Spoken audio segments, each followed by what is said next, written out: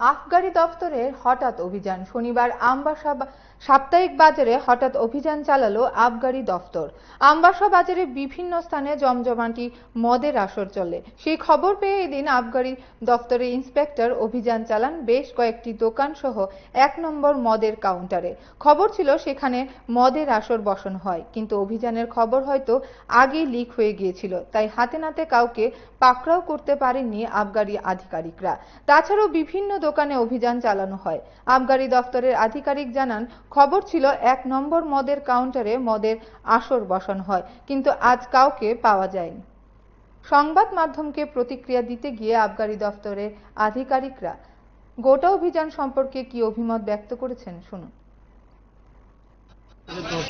অভিযানটা পরিচালনা করা হয়েছে আমবাসা বাজারে।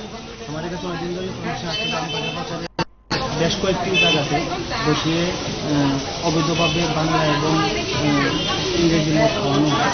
আজকে অভিযান এবং আমরা দেখলাম অভিযানে বিভিন্নখানে বসিয়ে খাওয়ানো হচ্ছিল এবং এখন পালিয়ে যাওয়ার সময় এই জায়গা থেকে মনে হচ্ছে এবং অভিযানটি চলতে থাকে ভবিষ্যতে তাহলে এটাকে প্রতিরোধ করা। স্যার আজকে এখানে কোনো কিছু পাওয়া যায়নি, কিন্তু ব্যবস্থা দেখে এখানে বসে খাওয়ার ভালো ব্যবস্থা রয়েছে।